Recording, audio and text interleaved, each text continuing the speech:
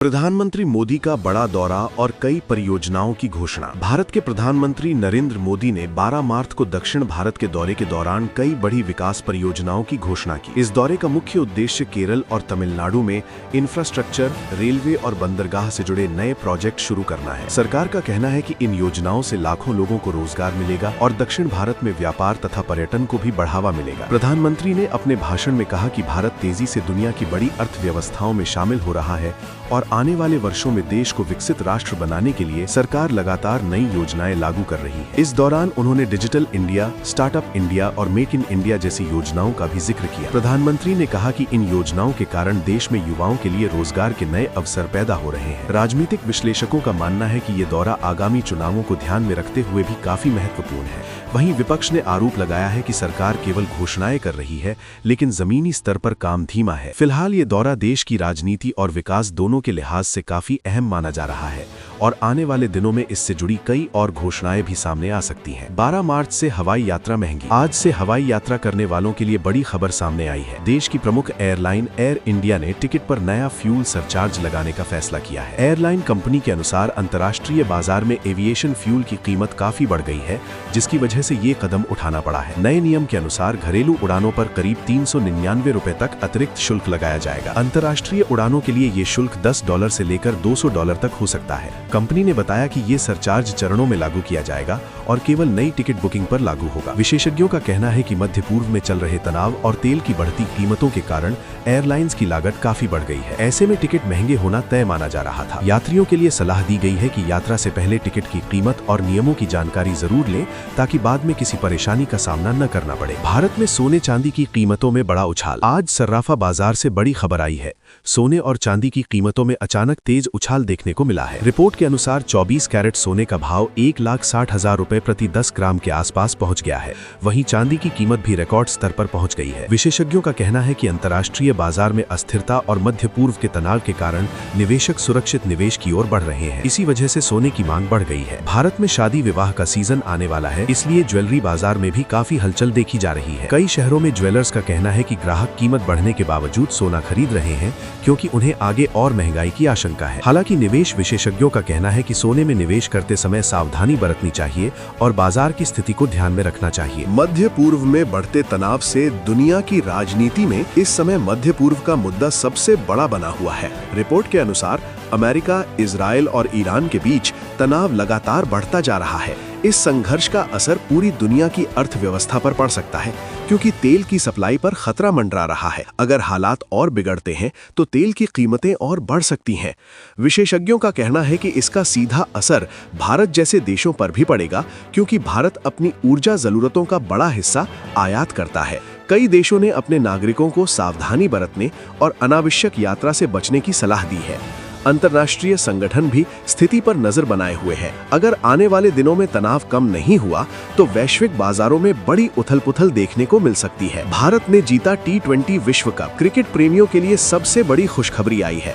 भारत ने T20 विश्व cup के फाइनल में न्यूजीलैंड को हराकर खिताब जीत लिया है। ये मैच अहमदाबाद के नरेंद्र मोदी स्टेडियम में खेला गया, जहां लाखों दर्शक मौजूद थे। भारतीय टीम ने शानदार प्रदर्शन करते हुए ये ऐतिहासिक जीत हासिल की। टीम की जीत के बाद पूरे देश में जश्न का माहौल देखने को मिला। कई शहरों में लोग सड़कों पर उतरकर जश्न मनाते नजर आए। क्रिकेट बोर्ड ने टीम को 1.31 अरब रुपए का बोनस देने की घोषणा की है। खिलाड़ियों की मेहनत और टीम वर्क की हर जगह तारीफ हो रही है। इस जीत को भारतीय क्रिकेट के इतिहास में एक बड़ी उपलब्धि माना जा रहा है। भारत में गर्मी का असर बढ़ने लगा। मौसम विभाग के अनुसार देश के कई हिस्सों में गर्मी तेजी से बढ़ रही है। राजस्थान, गुजरात और महाराष्ट्र में तापमान 35 डिग्री के करीब पहुंच गया है। मौसम वैज्ञानिकों का कहना है कि मार्च के अंत तक तापमान और बढ़ सकता है। लोगों को दोपहर के समय बाहर निकलने से बचने की सलाह दी गई है। दिल्ली में बड़ा सड़क हादसा। दिल्ली मेरठ एक्सप्रेसवे पर देर रात एक तेज रफ्तार बस और ट्रक की टक्कर हो गई। हादसे में कई लोग घायल हुए। पुलिस ने तुरंत राहत और बचाव कार्य शुरू किया। बिहार में बाढ़ की चेतावनी। कुछ जिलों में अचानक पानी का स्तर बढ़ने से प्रशासन ने अलर्ट जारी किया है। लोगों को सुरक्षित स्थानों पर जाने की सलाह दी गई है। यूपी में नई सरकारी योजना। उत्तर प्रदेश सरकार ने किसानों के लिए नई सब्सिडी योजना की घोषणा की है। इसके तहत कृषि उपकरण खरीदने पर आर्थिक सहायता दी जाएगी। शेयर बाजार में उतार चढ़ाव। आज भारतीय शेयर बाजार में हल्की गिरावट देखने को मिली। विशेषज्ञों का कहना है कि वैश्विक हालात इसका कारण है। टेक्नोलॉजी में बड़ा बदलाव। गूगल ने अपने AI सिस्टम जेमिनाई में नए फीचर जोड़े हैं जो ईमेल और डेटा से डॉक्यूमेंट बना सकते हैं।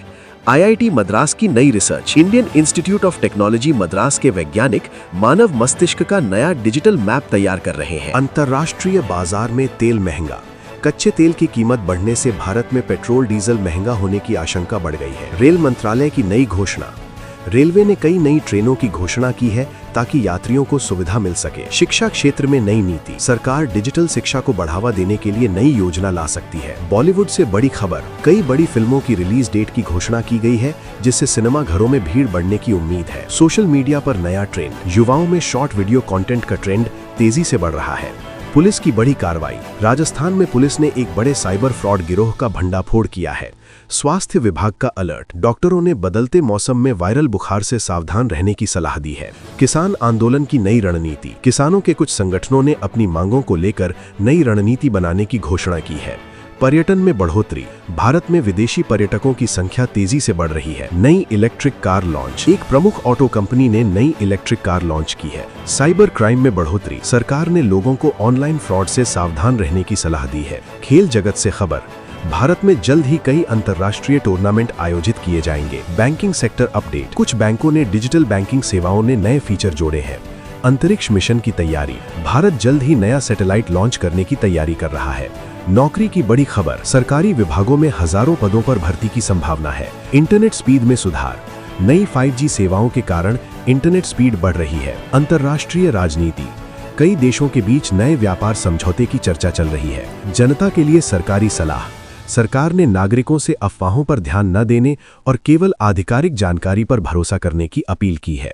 देश में पेट्रोल डीजल की कीमतों को लेकर बड़ी चर्चा। देश में एक बार फिर पेट्रोल और डीजल की कीमतों को लेकर चर्चा तेज हो गई है। अंतर्राष्ट्रीय बाजार में कच्चे तेल की कीमतों में बढ़ोतरी के कारण भारत में भी आने वाले दिनों में ईंधन की कीमत बढ़ने की संभावना जताई जा रही है। पिछले कुछ दिनों में वैश्विक बाजार में तेल की कीमतों में लगातार उतार चढ़ाव देखने को मिल रहा है। विशेषज्ञों का कहना है कि मध्य पूर्व में चल रहे तनाव और अंतर्राष्ट्रीय व्यापार में अनिश्चितता की वजह से तेल की सप्लाई प्रभावित हो सकती है। अगर ऐसा होता है तो भारत जैसे देशों पर इसका सीधा असर पड़ेगा, क्योंकि भारत अपनी जरूरत का बड़ा हिस्सा विदेशों से आयात करता है। सरकारी सूत्रों का कहना है कि फिलहाल सरकार स्थिति पर नजर बनाए हुए है और कोशिश की जा रही है कि आम जनता पर ज्यादा बोझ न पड़े। कई आर्थिक विशेषज्ञों का मानना है कि अगर अंतर्राष्ट्रीय बाजार में कीमतें और बढ़ती हैं तो पेट्रोल डीजल के दाम भी बढ़ सकते हैं। इस मुद्दे पर विपक्ष ने सरकार को घेरना शुरू कर दिया है और कहा है कि महंगाई पहले से ही लोगों के लिए बड़ी समस्या बनी हुई है। वहीं सरकार का कहना है कि भारत की अर्थव्यवस्था मजबूत है और स्थिति को नियंत्रित रखने के लिए सभी जरूरी कदम उठाए जाएंगे। आने वाले दिनों में ये देखना काफी दिलचस्प होगा कि वैश्विक बाजार की स्थिति क्या रहती है और इसका असर भारत के ईंधन बाजार पर कितना पड़ता है। सोशल मीडिया पर बढ़ते साइबर फ्रॉड को लेकर सरकार का अलर्ट। भारत में तेजी से बढ़ते डिजिटल उपयोग के साथ साथ साइबर अपराध के मामले भी बढ़ते जा रहे हैं। इसी को देखते हुए सरकार और साइबर सुरक्षा एजेंसियों ने लोगों को सतर्क रहने की सलाह दी है। हाल के दिनों में कई ऐसे मामले सामने आए हैं जिनमें लोगों को फर्जी लिंक, कॉल या मैसेज के जरिए ठगा गया। कई बार अपराधी बैंक या सरकारी अधिकारी बनकर लोगों से उनकी निजी जानकारी मांग लेते हैं और फिर उनके बैंक खातों से पैसे निकाल लेते हैं। साइबर सुरक्षा विशेषज्ञों का कहना है कि लोगों को किसी भी अनजान लिंक पर क्लिक नहीं करना चाहिए और अपनी बैंकिंग जानकारी किसी के साथ साझा नहीं करनी चाहिए। अगर किसी को संदेह होता है कि उसके साथ ऑनलाइन धोखाधड़ी हुई है तो तुरंत साइबर हेल्पलाइन नंबर 1930 पर शिकायत दर्ज करानी चाहिए। सरकार लगातार जागरूकता अभियान चला रही है ताकि लोग डिजिटल सुरक्षा के बारे में जागरूक हो सकें। इसके साथ ही कई नई तकनीकों और कानूनों पर भी काम किया जा रहा है जिससे साइबर अपराधियों पर सख्त कार्रवाई की जा सके। विशेषज्ञों का कहना है कि डिजिटल दुनिया में सुरक्षित रहने के लिए लोगों को सावधान और जागरूक रहना बेहद जरूरी है।